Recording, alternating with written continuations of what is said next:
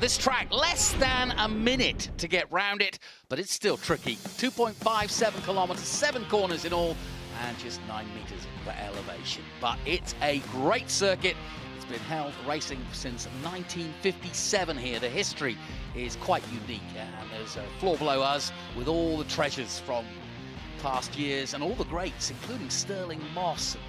Some of the great names of motorsport, Graham Hill, all raced here, and of course the great Kenny Smith from New Zealand, and more recently Mitch Evans, Nick Cassidy and Lando Norris. On the formation lap, and Andrew, that wind has changed a little bit, and we did see some changes, and obviously qualifying was all M2. They got a low rundown. Let's take a look at the grid as it stands, but have a think about that as Arvid Lindblad once again takes the pole ahead of Zagazzetta, his teammate Nikita Johnson in third, Huizenrode of Australia fourth, Pearson, the man we were talking to, fifth, and Zach Schooler, man with a chance to stop Lindblad, Shin and Enzo Ye. Then Tommy Smith and Sebastian Manson, 9th and 10th. Nicholas Statti of Australia, 11th. Alex Crosby of Invercargill in 12th. Sean Rashid, Nicholas Montiero, Jet Bowling, Barrett Wolf, and James Lawley of Canada rounds out our 17 men. How would you set up the car? Because M2 have been immaculate today.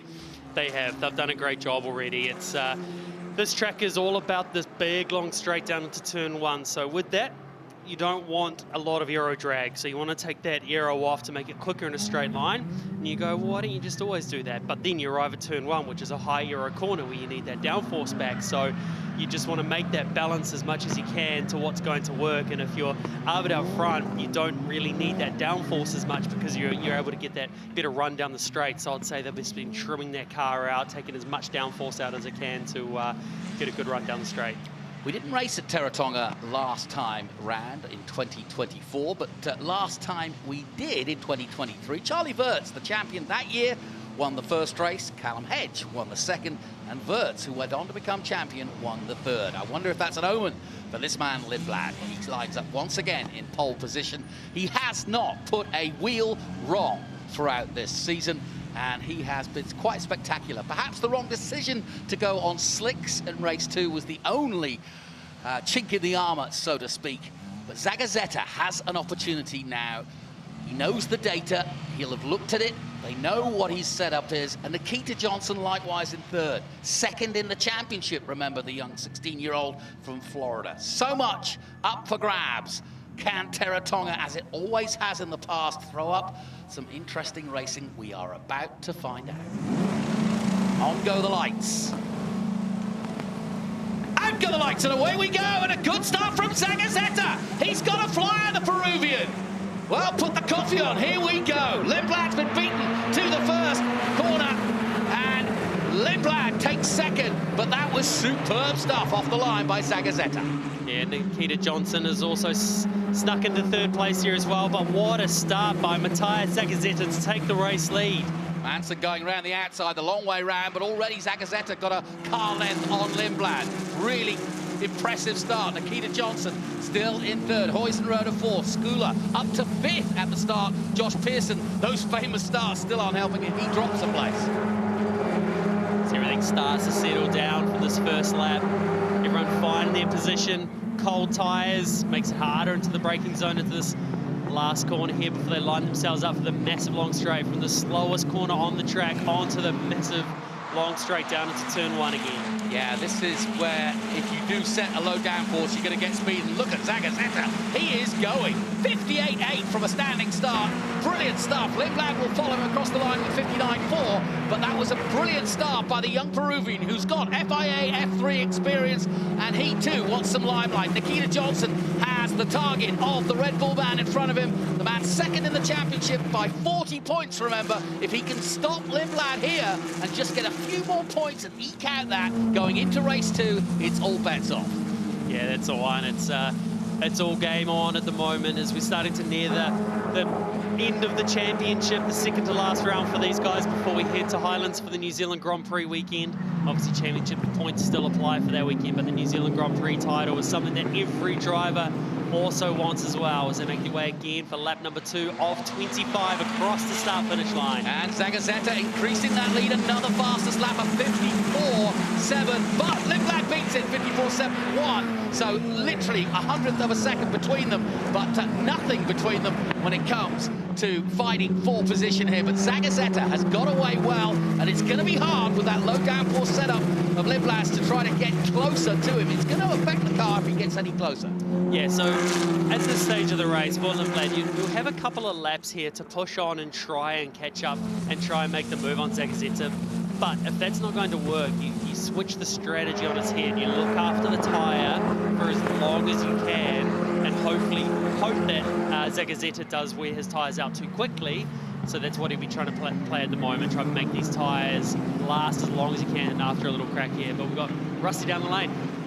A fascinating story emerging in the wake of qualifying this morning from Richard G, who looks after the comms, as you guys know, for Toyota GAZOO Racing here in New Zealand, and that was on the team battle in relation to aerodynamic setups in qualifying. So M2 very clearly worked on a lower downforce setup on Friday. Now MTech realised that in qualifying today and made a change for the likes of Patrick Hoytsenroder's car, and it paid big dividends. Now I only glanced, I'm not in Andrew's level when it comes to this stuff, but it did look to me like Matheus Zagazzetta's car had slightly less aero on it compared to Arvid Lindblad and Pat Hoytsenroder. So that car is possibly cutting the air just a little clearer, a little less downforce, maybe on Zagazzetta's car for this one.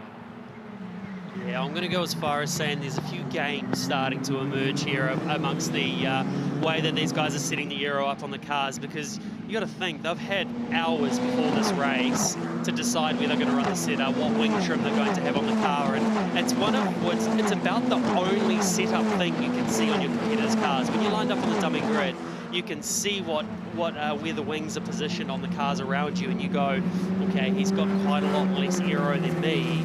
I can then afford to do that, or you do the opposite, and that's where those games start happening. We saw it in qualifying as well. Yeah, you talk about games, no question. That adjustment you saw in Lindblad's car there on the front wing was like a minute before the formation lap. So that was lastminute.com in terms of making that adjustment on this particular car to help Lindblad. And he's certainly using it. He's staying with Zagazzetta. It's interesting, the other teams reacted, and the real cleverness of M2 was the fact that they used the headwind. That's why they were able to put the cars down, is because they were actually getting that headwind down the front straight. So they thought, we'll use the wind, drop the car a little bit, we'll get even more speed down the straight. Yeah, and that's the thing. You're chatting to your engineers all the time, and you get out on the grid, and you know, you have plan A, you have plan B, where you want to set the car. It's not a last-minute panic, oh, we forgot to change this. These guys know exactly what they're doing, and they've sussed out their competition. You've got to remember, these two cars out front, they're teammates as well. So, you know, it's whether it's not just a last-minute decision from Arvid, but either way, these last-minute changes are certainly something to pay attention to. Remember, Zagazzetta yet to have a win, and he's now 0.7 of a second ahead of Lindblad. So he's eking out in every lap. He just did the fastest lap again at 54.2, so he's on track to do it again. Roman Belinsky was on this kind of form last time out in his championship quest, but it's all been about Lindblad so far this season. And now he's stuck in second place, but as you can see, they're eking away from third place, Nikita Johnson in the 17. But we heard in the hot seat last night, Nikita said, what's your strength? He said, basically, I go good. I'm able to manage my tyres right to the end. Here's another look at the start. Andrew, what do you notice here? Yeah, so the initial launch wasn't too bad for Lindblad, but that second phase, it just looked like he just bogged down just a little bit too much, and that's where Zagazzetta did get that launch off the line. So that's what made the difference, and that could be the difference of a race win or not. Obviously, we've got a long way to go in this race, but we know how difficult it is to pass in these cars, and that could be a race-defining moment for him. Yeah, and if these two at the front get into a battle, watch for Nikita. To finish my thought, basically, Nikita saying he could go much stronger in the second half of the race, and that is the one place that he feels stronger than Lindblad, and he certainly had enough time to work that out over this last few weeks. Just announced this weekend that that man in the 17 will be doing 2 campaigns across the pond. He'll be racing in the States in Indy next, 4 races in that, including the first one at St. Pete in a couple of weeks' time. And he'll also be racing in GP3, and that's going to be a very, very long season. Yeah, and good on him. That's what it's all about, getting those miles, doing as many races as you possibly can. You've got to think that's 2 championships, but by the time he gets here, he's already finished another championship, which is this one right here. So 3 championships in a year. There is no better way to move your skills on and become a better driver than just being out there and racing. You know, testing works, but not to the same level as being out there and actually in a racing environment amongst some of the best there are. Most of the field, or half of the field anyway, setting their fastest laps on that last lap, including Enzo Ye, Tommy Smith, Alex Crosby, all fighting for 9th, 10th and 11th. Nicolas Monteiro, also of Brazil, in 12th position, sets his fastest lap as we look a little further down. Here's Schooler in the middle of this 3. Zach Schooler in 5th place at the moment, and we've got to keep an eye on Zach. He is an expert at using the points in race 2, not as many points, but after that race 1 win at Topor, he is still very much in the hunt with Nikita to chase Lindblad. Huizenrode made some last-minute adjustments too. Schooler, though, getting very close at the moment. This is a really good battle between the Australian and the Kiwi. And, of course, there's a trophy for the top Antipodean. And there's also a chance that Schooler can wrap up the rookies title here this weekend. It's mathematical at the moment. In other words, a lot of things have got to go right for him, but he's in a good position. And it is motorsport. We've seen other things happen over the years and how championships do unfold just when you think you've got it all tied up. So that'll be the last thing on his mind at the moment. He'll be still wanting to fight for that outright championship. That's the one that matters to all of them. And then the one on the back of that is, again, the New Zealand Grand Prix win as well. As the minds will be starting to switch to that for a lot of the drivers too. You know, and Huizenrode currently in 4th position, and that would move him past Pearson in the title chase, so it's going to really be nice heading to that final round for Huizenrode, and of course Pearson heading back for his test in Indy next, as is Tommy Smith. We wish them well, but that does change things. It keeps Huizenrode very much in the picture as Schooler trying to chase down Huizenrode at the moment. Let's head down to Greg Rust. Jonathan, we're on the pit wall here, and you can see that M2 have gone old school here. They have got the boards out, and they've just pulled this one out for Sebastian Manson in the last lap or 2. Now, we're not aware of any radio issues, but what they're doing is, this is clever. This is the 1%ers that Andrew often talks about. This is a double reminder to Sebastian about where you are on track right now and how important that position could be for our reverse top 8 for tomorrow morning. Yeah, he'd love nothing more, would the Manson-sponsored Sebastian Manson, because a pole position is a great way to start race 2 here, because it is a reverse 8. Yeah, it is. And we've seen last round at Manfield, he was very, very fast as well on his own right. He even said himself when he did have that race win with the reverse top 8, yes, it's awesome, yes, it's good, it's great for the morale, but I want to also be winning the races that I qualify up the front. So we've seen him do such a great job at Manfield with you know, qualifying in 4th there and doing so well. So he's certainly got the pace out right, but it's always nice a nice feeling as well to have that reverse top 8 pole. Lindblad was saying he really enjoys this circuit because of the faster corners, but as we get now into lap 12 of 25, talk to me about the fuel load, the tyres, how the car feels underneath you in this long left-hander. Yeah, it is, and it's a kind of corner that when you're on your way into there, it's all about just clearing that brake and rolling the speed, and as well, we can see Manson actually a little bit wide that lap through the middle there, and it's all about, as I said, you're just so late into that turn 1, it's so fast into there, there's a bit of a bump right on the brakes, it's a real pure track, as I know we've said that word already, but it sort of gives that feeling, and especially at turn 1 as well, where that bump is, a lot of drivers, they actually love that sort of stuff. But there's a bump on the track here and a bump there, and you've got to change your style around it to get the most out of it. And you know, it's another thing that a lot of top-level drivers enjoy, and it just adds character to racetracks. So Zagazzetta going about his job very well indeed, but Lindblad has just put in the fastest lap of the race at 54.162. So he is just incrementally taking the gap now down to 0.6 of a second. Zagazzetta looking for his 2nd win on the season. Remember, race winner at Topor in race 2.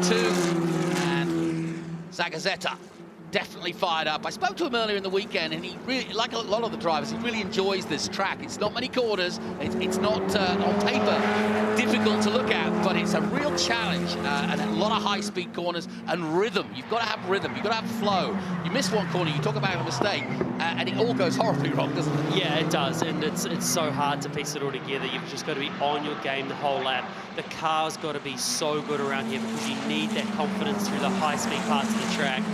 Just as this race starts ticking on and we get towards the halfway point, I'm really starting to get past the halfway point. It's nearly to the point now. I feel like Lindblad there, he's starting to close the gap and starting to put a bit more pressure on Zagazzetta there. Yeah, and look at the rear left of Zagazzetta. It's really got some, well, it's just got a sort of distinctive ring around it, as though he's either losing grip, but watch this rear wheel, this left rear wheel. It doesn't look as handy as the others. See the line I'm talking about?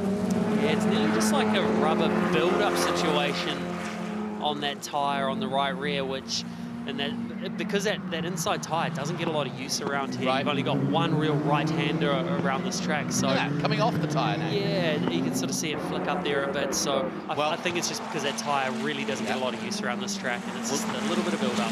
Lindblad is catching though. He just did another fastest lap of 54.112. The gap now down to 0.495. It was half a second or just over.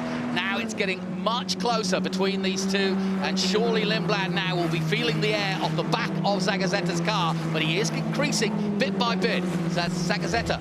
Here you go. So there it is there. There's that build-up, because you've got to think, as he's turning to the left, the whole right-hand side of the car is loaded, and then the left-hand side is not got as much load. So that's where that pickup's able to get onto that tyre. And we did catch as well that Lindblad did have the same sort of thing. So there is just that little bit of pickup on that left rear tyre, which is, it won't be affecting the drivers. They won't feel it at all, but it's certainly something that, you know, you do pick up and notice. Well, Arvid Lindblad, and his mum's here this weekend, Anita. Great to have her. Oh, that's not good for Michael Shin. The South Korean goes into the tyre wall and lap 16, and that is surely going to bring out the safety car. Here's what happened, Andrew. So he's just locked the inside front on the way into there. It's just the speed that he's gone off. It's a bit of an odd one. It's not like he's only just gone off there. He's gone off reasonably quickly there. So whether or not there's been some sort of issue going on to have that happen, but we're getting reports safety car, as we can see from our commentary position here, starting to make its way out onto the track, but no surprise. So out comes the Supra, and we've had 16 of the 25. We will continue to race, but under safety car conditions. Here's another look at him trying to slow the car down. Look, he's at the 100-meter mark here, just past. Then he locks it on. He gets a little bit of a bump going in, and then he just can't control the stop of the car and careers off the track and into the tyre wall. And that's a real shame for Michael. He stays in the cockpit. I don't think he's going to be too worried, because by the time he actually hit the barriers, he wasn't going too fast, but he went all the way. It's quite a long way to that barrier. I was there yesterday, and yeah, it's going to be hard to tow him out of there. They're going to have to literally drag him out with the tow car. So what a shame, but we are under safety, and I don't know what your guesstimate is, but we're going to lose quite a few laps, and it's going to be a real sprint of maybe 4 laps, I think. Yeah, it's going to be great to watch unfold for the last few laps as we let the safety car go round and pick the cars up before we get underway. And obviously we've got our amazing camera team that are here this weekend getting all this amazing footage for us, and reports from them. They may have heard a strange sound from Shin's car before there was before it did go off straight ahead. So maybe part of it, may not be, but it's you know, another angle, another report, because it just did look like at the rate of knots that it went off reasonably quickly. So a puncture. That'll do it. That'll do it. So that strange the sound would have been the sound of the floor rubbing as we go on. So we're going to be careful here. Jonathan, we might lose our job to a couple of cameramen. They picked it up nice and well. Good that on happened them. years ago, Andrew. I can assure you, these guys know their motorsport, live for it, and each and every year, even our flying man knows his motorsport backwards. Great shot from above, but poor old Michael. And there's, you see, the mini tow truck. That should be sufficient to drag him out of there, or at least out of harm's way. They can drag him to the left, below at the bottom of your shot there, and then take him out that way, or take him across the track and put him back in the pit lane. Do you reckon that's a slow puncture that just kind of reared its head once he got to the breaking point? Yeah, it's a strange one where it looks like you can nearly see the canvas on the right-hand outer side of the tyre there. So it's obviously picked something up and been rubbing somewhere. So we'll just have another look. So through here is going to be a real telltale if the car snaps sideways at any stage. Ah, look at that. He's clipped something on the exit of that turn. That was the puncture. And that's exactly what would have created the puncture. And then as he's gone into here, it's Watch about the bump here. there on the bump is where he would have really felt it as the car's compressed on the ground. Yep. And as it's compressed, you've hit the bump, and then all of a sudden, the only thing that's actually on the road is the underneath of the car, and you've just got no stopping power. So it's actually, I would say, a good outcome, the fact that it happened where it did. Because if you fire into turn one with that tyre down like that, turn it in. One more time, look. So you can actually see it before he's hit. That piece there, that whatever's down so there. that is what you call can't catch a break. No, you can't. It's something there's not right on something that's come up, and that's just created the puncture. So it's a real shame for him, as you know, you can't put any blame on him at all for that situation. That's just pure unlucky. What is it? Oh, it's a brick that's come up. That's what's come up. It's one of the see how these bricks are designed? It's popped out. Interesting. There you go. Yeah, no wonder. That would give you a puncture. Those are sharp. Yeah, in some ways lucky. That's the only thing that got damaged was a tyre with something like that on the side of the track, so they'll get that repaired and fixed up straight away. And I tell you what, that's a lesson for tomorrow. You know, this is an old track, and if you take limits, you know, too far, and you get on to the outer part of the circuit like he did, you can pay the price heavily, because that's what's happened there. And it wasn't on the track. You know, if he stayed within track limits within that white line, you know, it's up to him where he wants to drive. But you know, there's no track limits in that respect. But you know, he's paid the price heavily, and I feel for him. This is his second season, and he loves this championship. And Michael, he went hiking earlier in the season, and he's been just having a good time, you know. And he'll be heading back to Europe for a next season for him.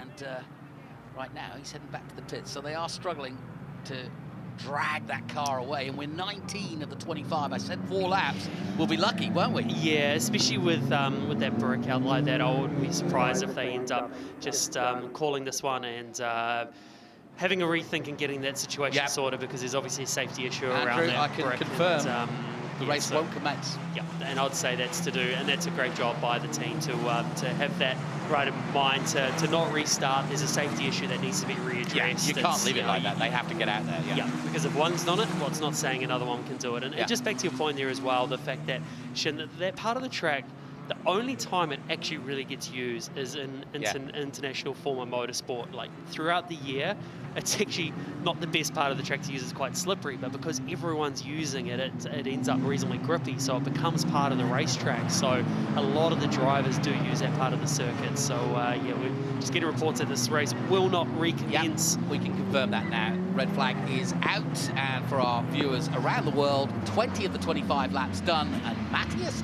Zagazeta of Peru is the winner of race 1.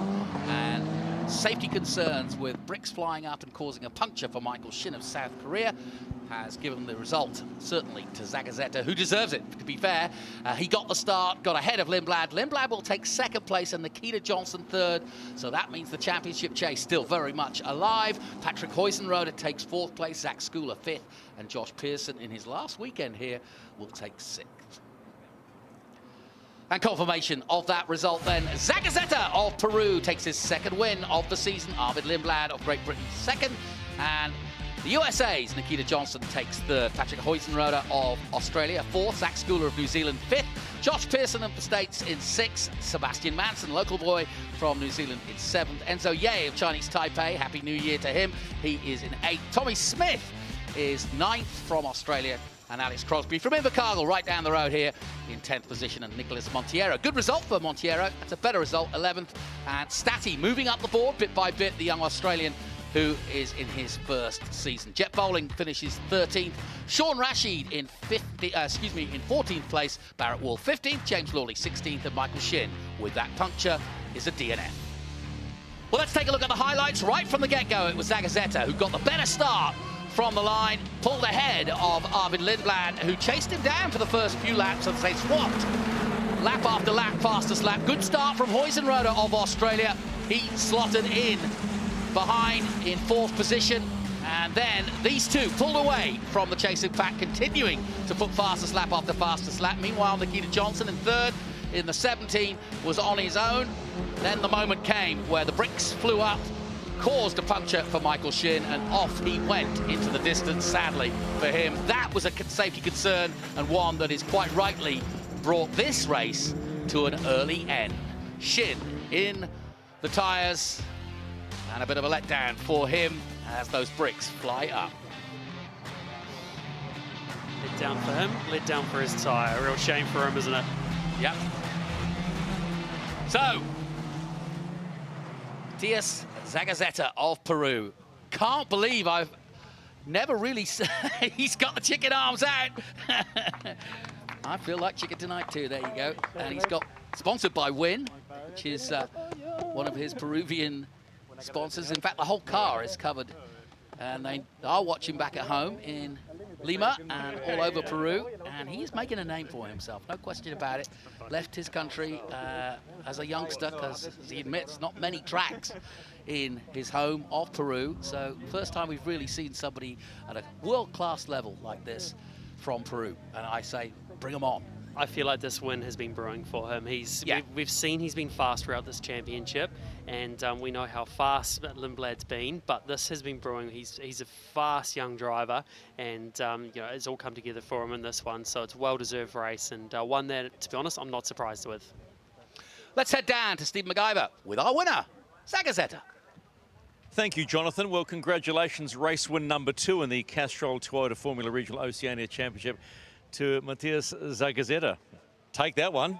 Yeah, well, for sure. I mean, it's a bit annoying to finish under the red flag, of course. But yeah, I think it was a fantastic race. I had a good start, and then the pace was super strong compared to everyone. Arvid was staying quite close behind, so it was a question about not making any mistakes, and I think we did a good job. How satisfying. The last win was in race 2 in Topa. That was a reverse grid race. This time you lead from the front. Yeah, well, it was great. I mean, we had really tough weekends in round 2 and round 3, so to come back here and refresh mentally as well is really good.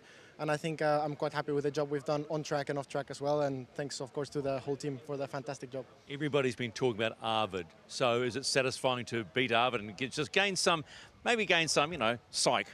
Well, I mean, it's fantastic, of course, to have a driver like Arvid. He really pushes everyone, and it's fantastic to have him in the team as well. So it's good to have racing against him. Congratulations on race win number 2. Thank you. Let's talk to Arvid Lindblad, because he comes home in P2. And Arvid, I got the impression just before that race was called, you were starting to gain on him.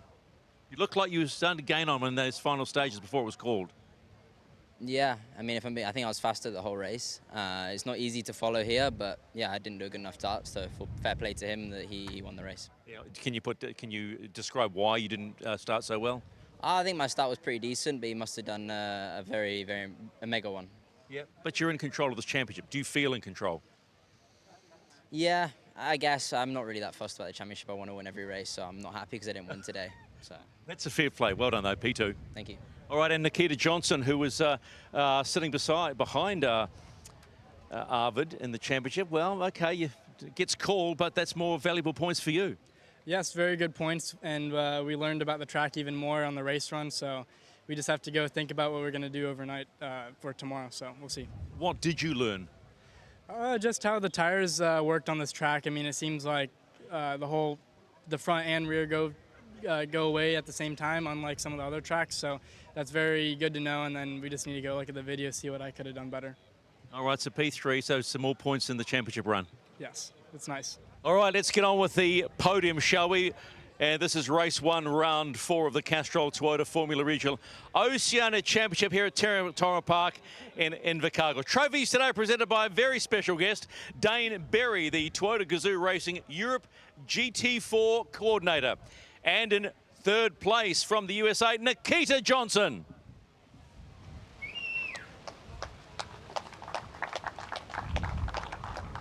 In 2nd place from Great Britain, give it up for Arvid Lindblad.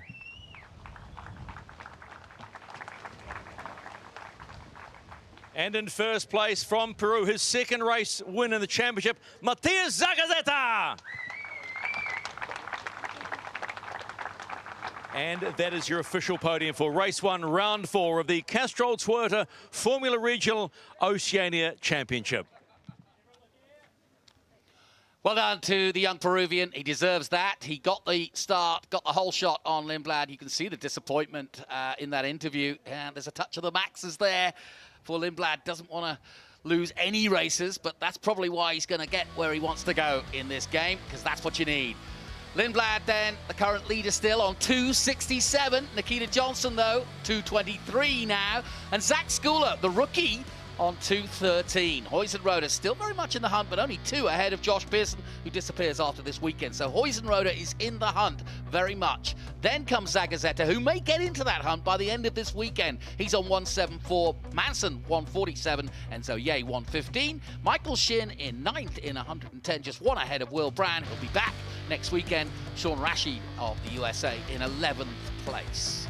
Then comes Alex Crosby, racing at home this weekend, and he needs the points too. He's only 3 ahead of Montiero. Jet Bowling right there as well, 2 ahead of Statty, his teammate. That'll be a scalp he'll want. Tommy Smith, 16th, and Barrett Wolf with 44 points. So everybody's scoring points, but there's still a long way to go. Let's head down once again to Stephen. Thank you, Jonathan. Early finish for everybody today, but a bit of a controversial one, huh? I mean, I think really the right call is made. Yeah. So Nico Kayola's with us from Toyota GAZOO Racing New Zealand. What was kind of being filtered through to race control, and was that something that the drivers were spoken to about in the track walk and so on, the drivers' briefing? No, it was just a thing, and we witnessed on understanding why Michael Shin went off, and when you see on TV what was that rock on the track, and we deemed that the track was not safe anymore just for the drivers. And it says same thing that last weekend at Manfield, the safety of the drivers is paramount for us. So it's just to make sure that drivers are racing in the safest conditions. So we decided just to, as we reached the 75% of the race, just we could call the race and keep the drivers safe. We know that you and the organisers of the next NZ Championship will ensure that it's right for tomorrow. You'll have a big debrief. Thank you for joining us post race. No worries.